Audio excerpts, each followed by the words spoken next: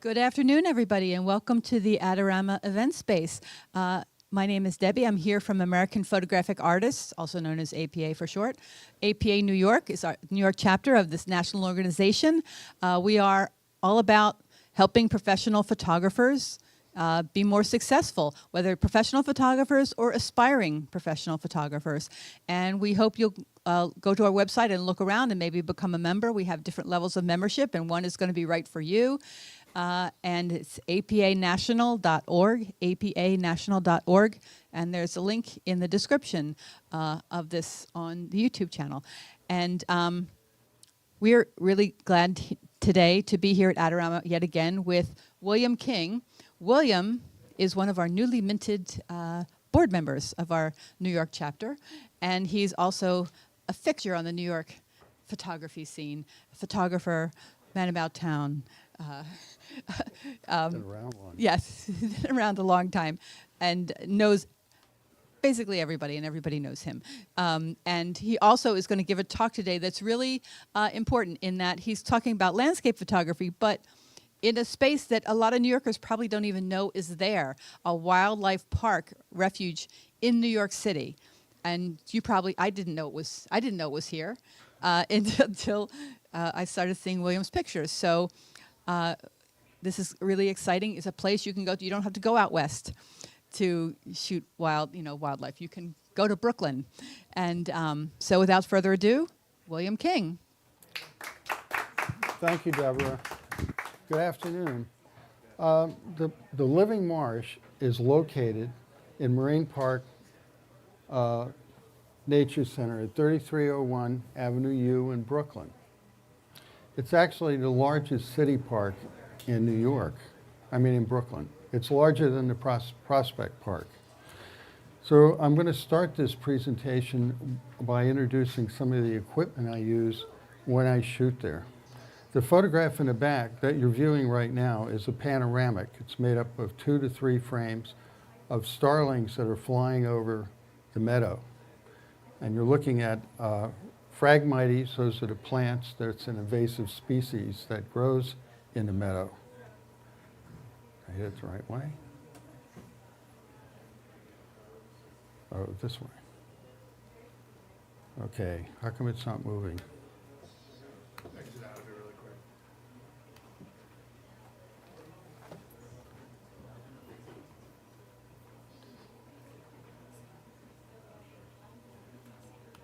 Okay, thank you. Yep.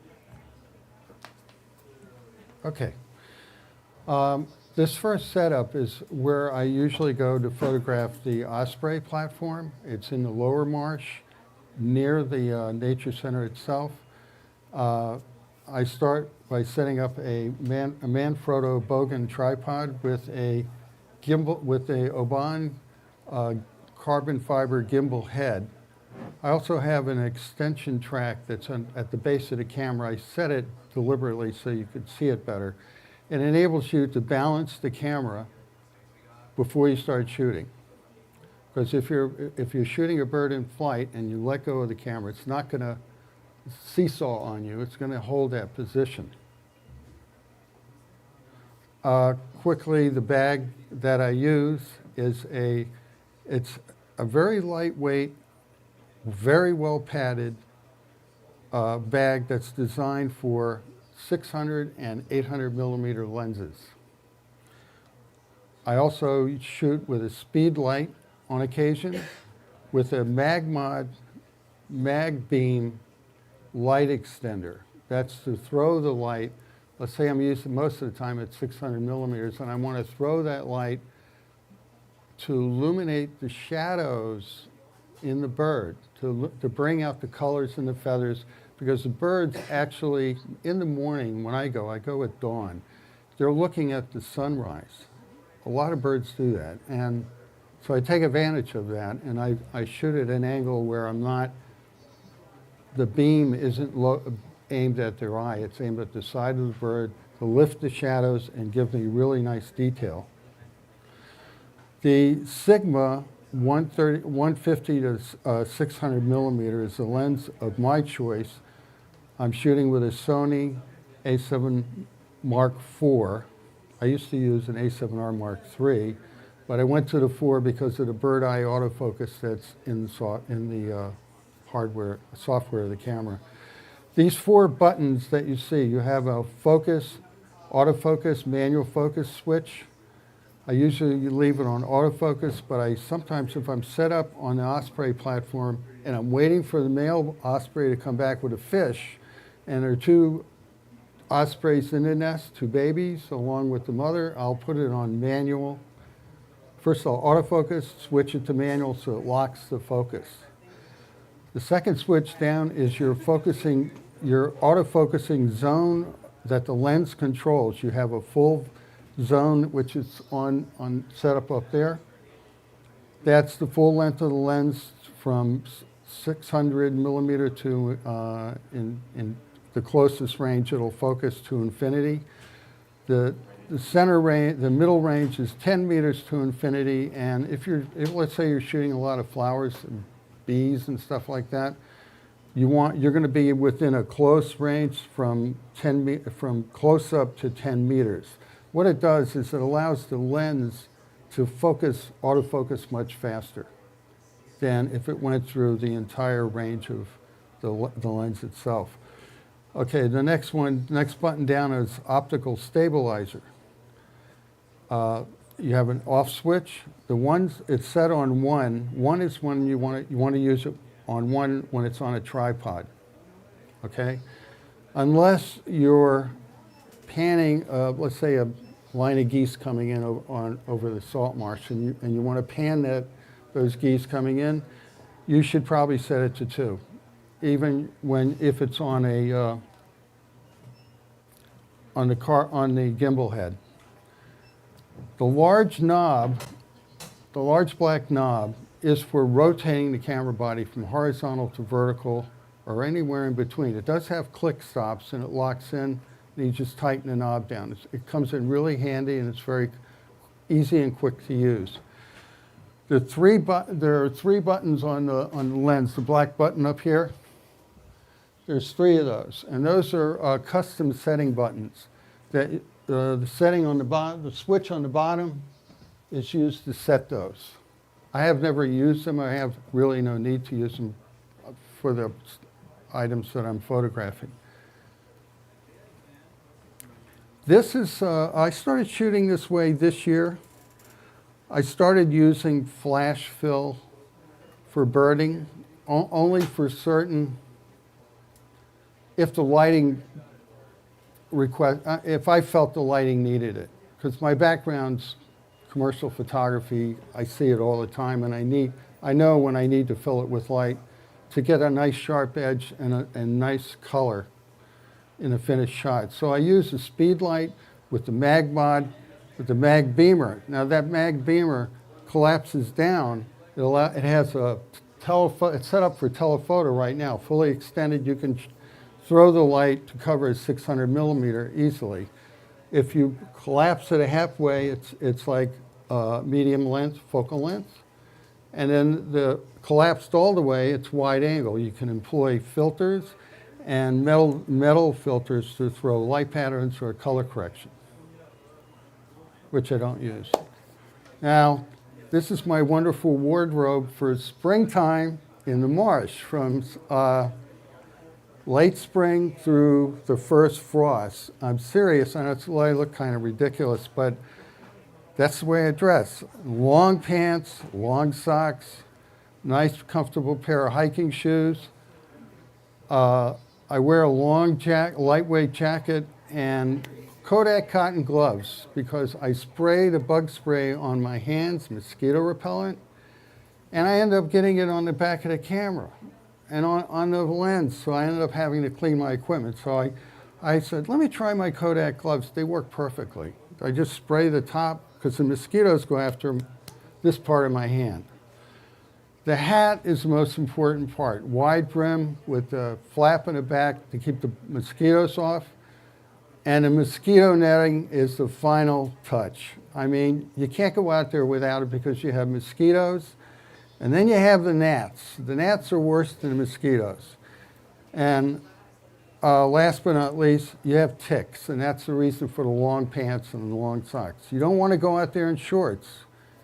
Believe me. You can't relax enough to shoot, for the first thing. Now, I'm starting off with a winter shot that I made quite a few years ago. Garrettson Creek had froze during high tide, and when I was out there at dawn, and so this is sunrise actually, the old pilings and giant stones that are in the ground came pushing up through the ice. It was so beautiful. So I went out there for several days in a row. But you really got to dress for it. It's bitterly cold and windy. This is water and ice, photographed at dawn. It only lasts for a few minutes and then it's gone. So the color is just outstanding. This is moving towards spring. The image on the left, yes, the left, is a mute swan swimming across Garrettson Creek, and that's at dawn. All the colors in the water are reflected from the sky. It's like a mirror, but it's so beautiful. And again, it only lasts for a few seconds. I was really lucky to be there to see that. The bird on the right is a black-crowned night heron. There are days when it's lightly cloudy, a light overcast. It's like standing under a giant dome, plexiglass dome. All the water is white, and the light is just stunning. The birds totally, it's like looking in a mirror. That's just amazing. It amazes me when I'm shooting. Now, this is a story, this image is called Sleeping Man. And I think you can see why, I hope. Maybe you would, it's just called Sleeping Man. It's the profile of the salt marsh itself, a main body of the salt marsh. I photographed it from the beach on the opposite side. I didn't include the nature center. The nature center would be over here, the building. It was dead calm. This is all just a reflection of what's in the sky. I couldn't ask for a better wolf's head. I mean, this picture blew my mind when I was looking at it. But the thing that really saved me was my mosquito netting. I'm standing there and there are a horde of gnats, all, you know? And it's like the one thing you can't afford to be distracted when you're shooting landscapes or you're shooting animals in nature. You really need to have the chance to lose yourself in nature to see it. So the mosquito netting saved me that day, that morning. This is in May. This happens in May. That face appears in the treetops. And can you see what I'm looking at? Wish I had a, right here. The profile of a face with an eye and the mouth. It's a little animated. But it appeared one year, a year and a half ago or 2 years, it appeared in May, because it took time for the leaves to grow out. It wasn't there before. Oh, and this picture is also a panoramic. It's 12 vertical frames. The camera's on a tripod, 12 vertical frames, and it's stitched together in Lightroom. I don't shoot. When I see a scene like that, I want a big picture. If I shoot it with a wide-angle lens, I'm going to get a print, maybe, if I'm lucky, 18 by 20-inch print. But I want a big print. That image is probably close to 300 megabytes in size once I finish making it. Okay? That print is 65 inch. The image is 65 inches long. So there's a big difference in quality when you print something that size. This image another beautiful sunrise. I photographed this from the sidewalk, it's not really a sidewalk, it's a path that's like a sidewalk next to the fence, shooting with a long lens. And it's after sunrise. The sun had risen, it couldn't break through the lower clouds. And it was just so beautiful. I mean, you see colors there that in the afternoon you don't see this because the sun's setting and we're losing the colors from the trees blocking it. We have huge trees in Marine Park and also buildings that block the light. These two pictures, one was shot at sunset, one was shot at sunrise. The cormorant, finding the sweet spot, that's the name of it, the sweet spot. He's standing on a rock. It's late in the afternoon. Normally, if those buildings weren't there and the trees weren't there, you'd have another hour of shooting and the light would just get more magical, but it doesn't because of the city. The image on the right is at dawn, and that's a skimmer flying across Garretson Creek. All those colors are in the sky, and they're reflected straight down into the water. You can see the water is a subtle movement, and it's picked up in the skimmer's wing.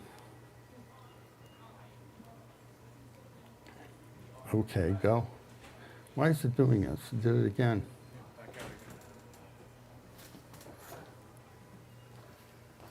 Sorry. All good. Yeah, just get stuck, that's all. Okay.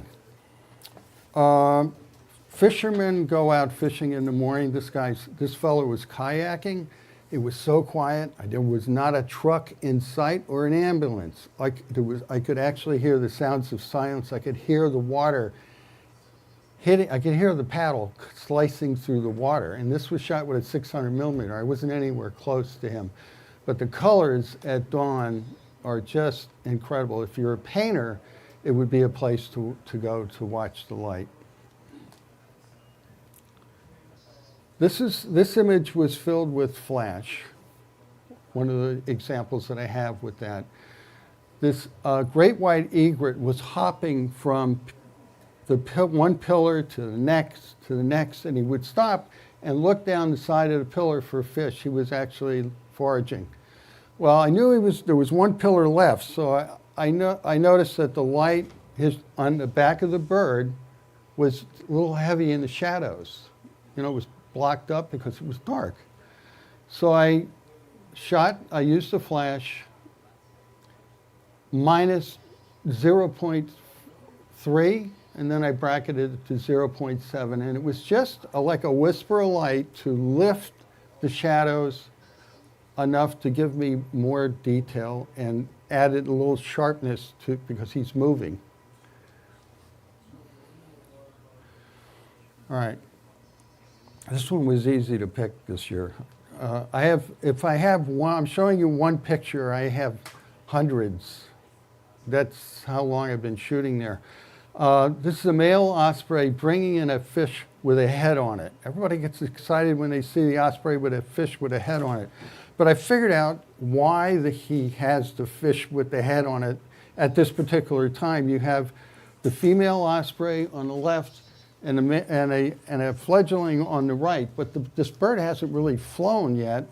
It hasn't flown, so it can't fish. Obviously, can't know how to catch fish, and it hasn't probably learned how to eat the head off the fish. When the chicks are younger, I'll call them chicks. When they're younger, the male brings the fish in, but he's eating the head off the fish, and the mother or the female bird then feeds the babies the flesh from the fish. The head is already gone. So I think that's actually what's going on. This is from watching season after season. This is another one of those mornings. It was in March. It was a little chilly, but it was like a a plexiglass dome. If you had light coming through a giant plexiglass dome, that's what it would look like. The water was white. This mute swan was asleep, floating in the water, and a great white egret walked from behind him, crossing his path from behind. He was foraging for fish. And it was like watching a film. It was just amazing. One of my favorite creatures is are the rabbits, the cottontails. This one ran into the meadow where there had been a fire, I think it was a year ago, and I was told it was oriented towards kids. It wasn't a controlled burn. But you can see where the shoots of green grass have grown up through the burned area, and he was having munchies, you know. This is one of the few rabbits, though, that I haven't seen with ticks. A lot of times they pick up the ticks and they're in their ears. It was really nice to see this guy was really together. All right, these are one of the most beautiful flowers that I've seen the park plant, and I've only seen it once. And these are called daturas.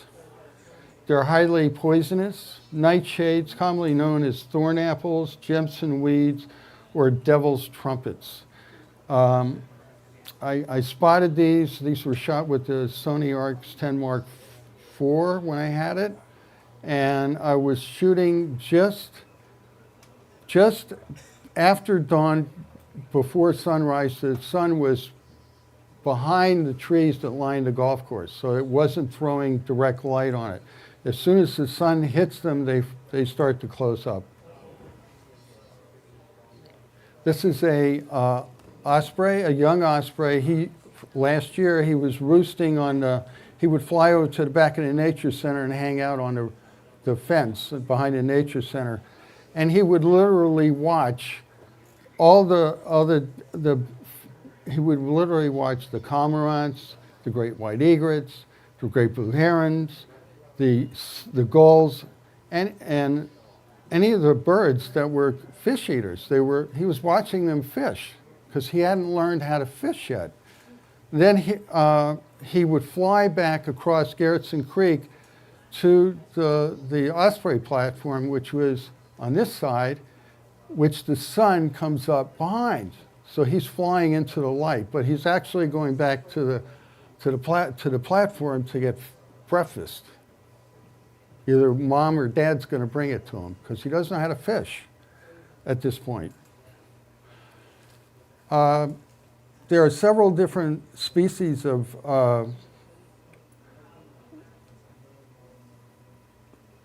I just went blank. I don't know why. I'm sorry. Red-tailed hawk. Wait, just find it.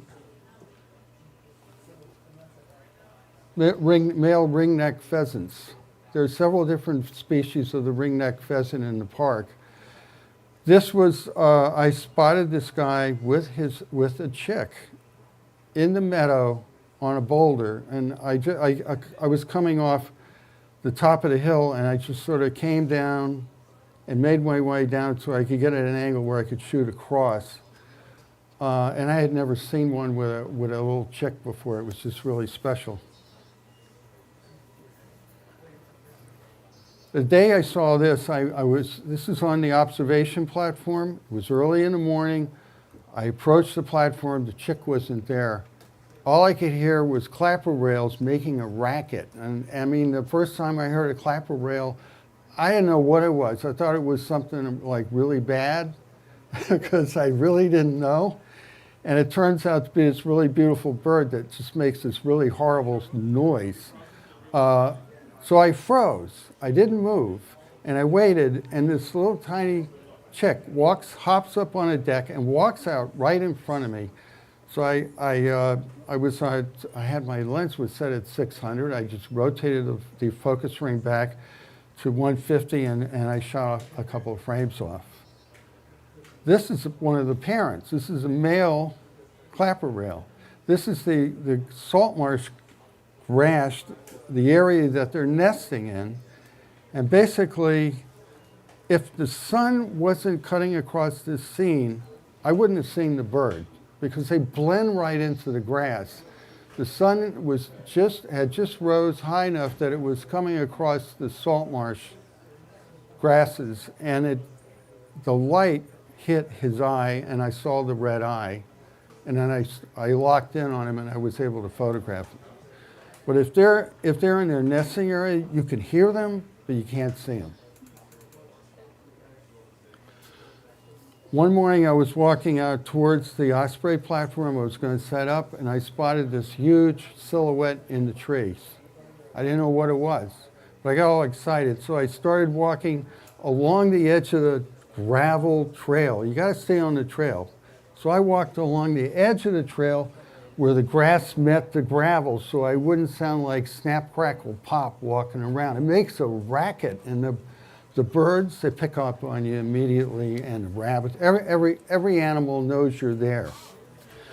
So I got within 20 yards of him, and I was shooting with the lights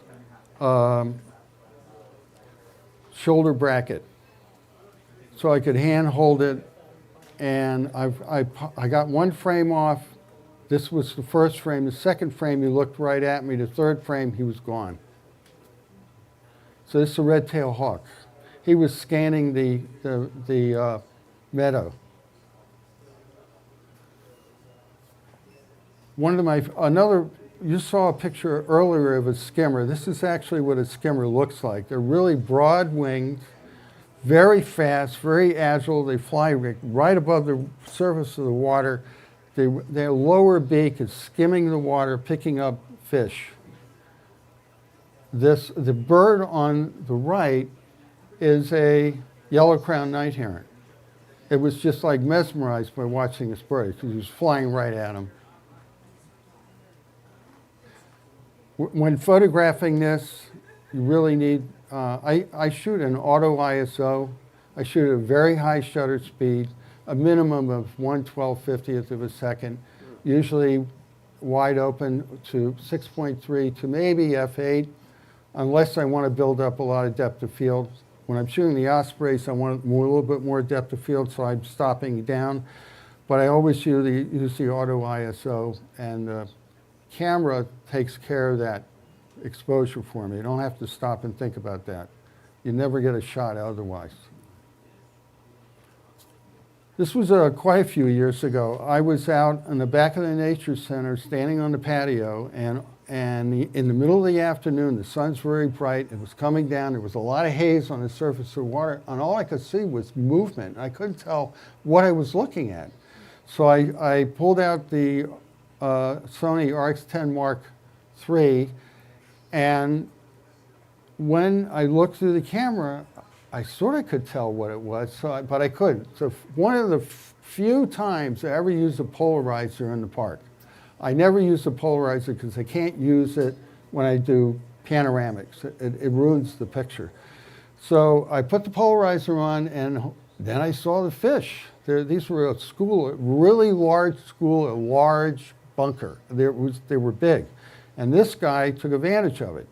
This is a great blue herring. He was in the water up to almost his legs were covered, okay?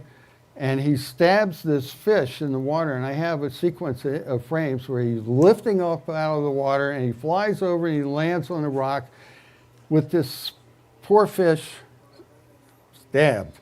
And he finally gets it off his beak, and he tries to get it in his mouth. The fish, he won't go down because it's too large. This has happened a couple of times that I've photographed these birds trying to swallow a fish that was too big. But that's how big some of the fish are in the salt marsh. That water is really super clean. This was, I think, a better fisherman. It's a great white egret. He's standing on the pilings at high tide. And all those bubbles that you see are fish. They're little bunkers. So he was just picking them off, one after the other. He was just filling his stomach up. It was like a field day for him. It was a lot of fun to watch. He was way out there. I was really lucky to get that shot that day. This is another one of my favorite animals in the salt marsh. It's a raccoon.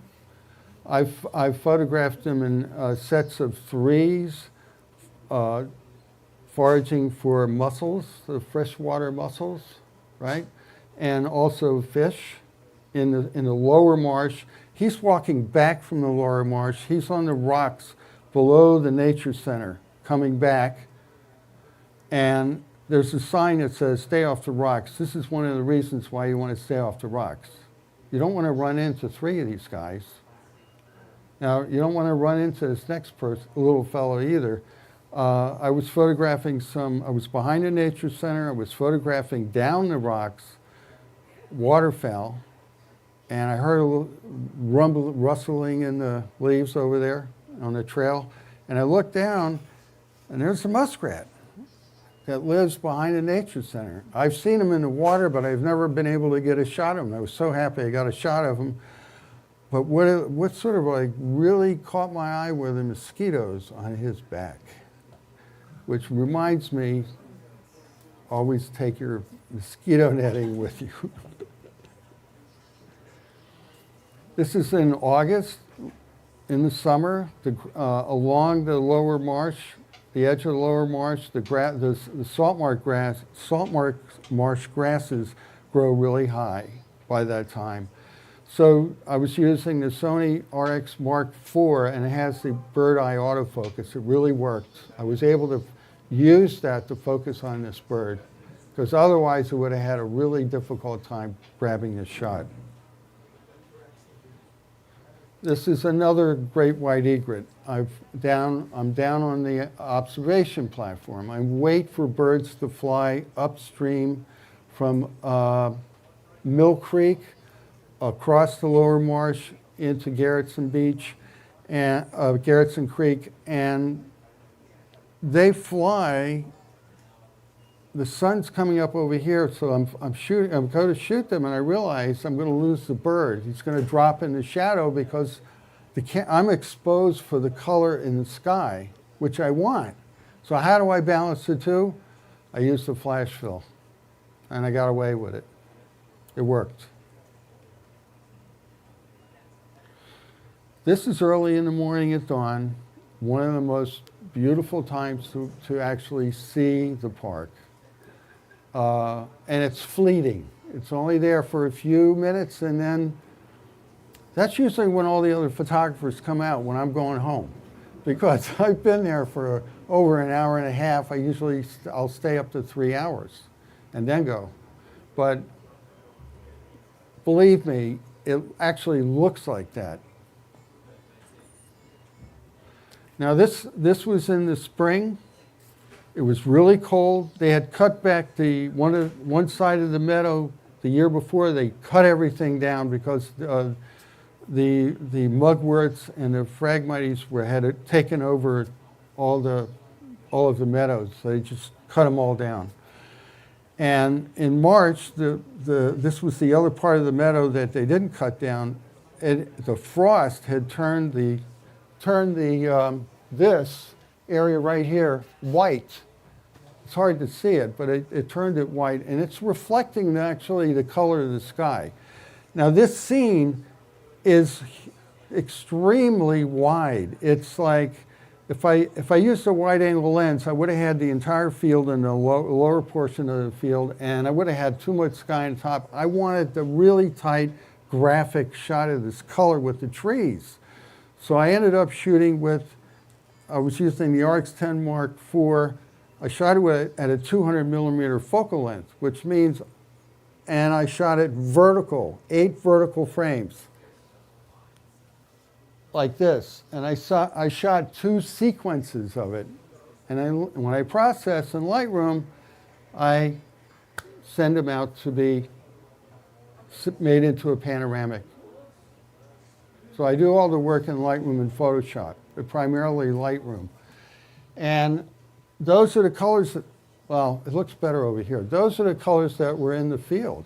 They're actually that crimson, golden color right before the sun came up above the horizon. Once the sun came up above the horizon, those colors disappear.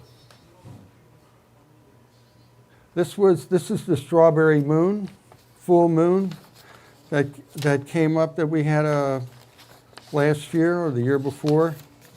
And I was running, I use a TPE app on my phone to help me figure out where the moon's going to come up, also where the sun's going to come up, the sun's going to set. It's a really great app. But I was off like 50 yards because it's such a wide span of land that you're looking at.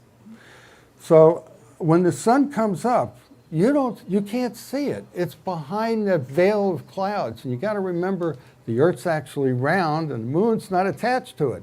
It's got to go through all these clouds that are out in the ocean that the forecast doesn't pick up. So all you see is a faint glow, a reddish faint glow. And if you're paying attention, you see it. Once I saw it, I started running like a madman 50 yards with the tripod and camera to the right towards the bridge, down the sidewalk. This was actually shot from the sidewalk with a 600 millimeter lens. I wanted to get the Marine Park bridge in it because it gave it a location. And it was really beautiful. It actually looked like that. Now, this is my last frame. And it's about the marsh itself. It's just a short few paragraphs. I'm going to read it real quick. The Living Marsh. The Marine Park Nature Center is located at 3301 Avenue U in Brooklyn.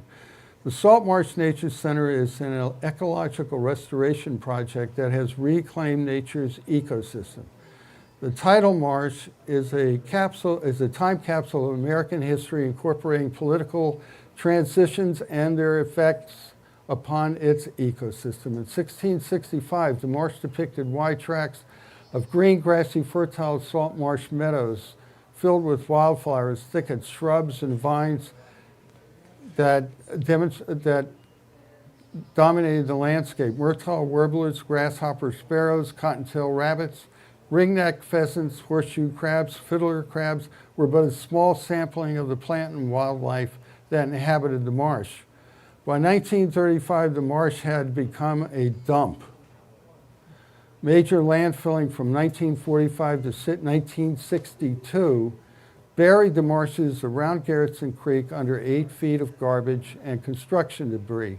Unlawful dumping of chemicals, cars, refrigerators, stoves, tires, pollutants, and leaky septic systems and runoffs from oil-stained roadways contributed to the environmental degradation and water pollution of the living marsh. And in effect, they just completely destroyed it. Gone. The Salt Marsh Nature Center has reclaimed nature's ecosystem through the ecological restoration of its salt marsh by the City of New York's Parks and Recreation, New York Department of Environmental Conservation, and the U.S.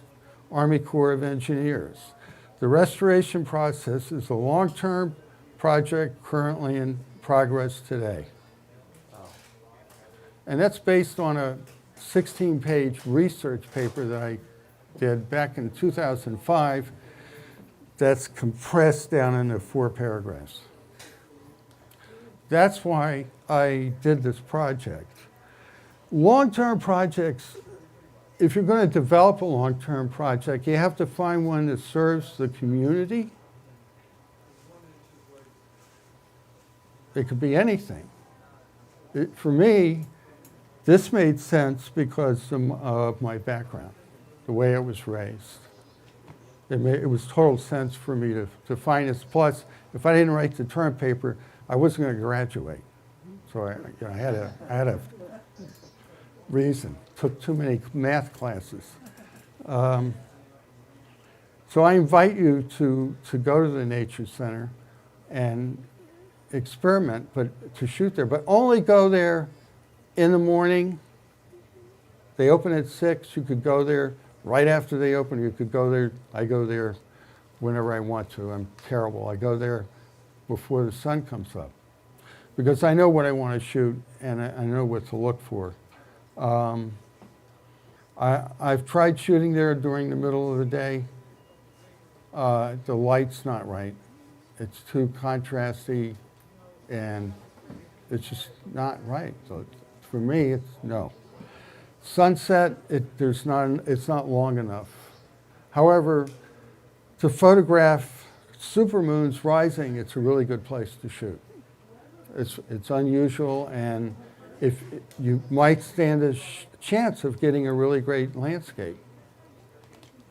Are there any questions?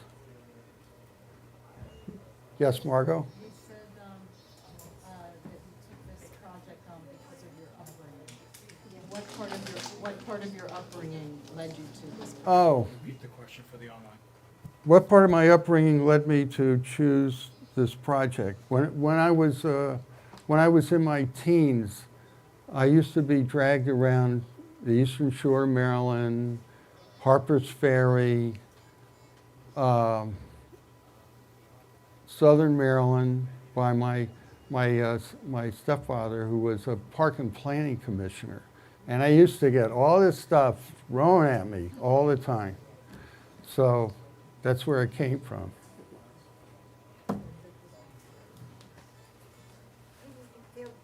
What? Without a car? Pardon? Can you get there without a car? Yeah, but it's a real trek. You got to take the B train. You could take the B train, the Kings Highway, and get on the B100 bus. It drops you right, you get off at 32nd Street, and it leaves you right by the park. You just have to walk across the park into the salt marsh. How long a walk is that? About 4 blocks, but it's in the park. It's through a huge open field. Well, part of it's on the sidewalk by the tennis courts. One long block sidewalk. Yes, When you say you're syncing the flash at 1250, you're syncing it at a shutter speed? I use high-speed sync. It works beautifully with high-speed sync, and my goal is to, when I make the image, I don't want to know that I'm using a flash when I see the images in Lightroom, even though I know I used it. Sometimes I can't tell. So I've gotten it that close. You just want a whisper of light. You don't want to overpower it. And you certainly don't want to light the bird's eyes, because I don't know. First of all, I wouldn't want to do that. Second of all, it's not going to look right, and it probably will harm the birds. I only use it when I have to, when I feel it's the right time to use it. Yes, Mike. You mentioned the marsh is still currently under restoration. Is there any idea how far along it's back to? Well, recently they burned back down by the observation platform. There was a large stand of Phragmites they grow to be like 14 feet tall. Those are those bushy tops, plants with the bushy tops. They're really beautiful, but they choke out every plant that can't grow near it. So the problem, I mean, when I saw it, they had a controlled burn. They burned out a section of that, right? That's part of it. So what's growing up there are new shoots, new salt marsh grasses are growing up. I did notice where I saw a clapper rail sitting in the middle of that burn. I think it was confused and looking for its home. And I saw a sandpiper in a tree, atop of a tree. I never saw a sandpiper at the top of the tree, and it was looking over at the burned area. So I figured he must have lived over there too. But that's the only way they have to combat those, outside of plowing up the field. They have to disturb the root system to lift it up to, those plants up to reseed, but then they still have the plants there. So I guess, what else can you do? They're doing things like that. The invasive species are really bad in the park. The mugworts especially, yeah. Can you operate from the platform before 6 a.m. in the morning and go to the platform? What platform? You said something about the platform in the marsh. You mean, there's a... The observation platform. Oh. I usually go to the park at dawn.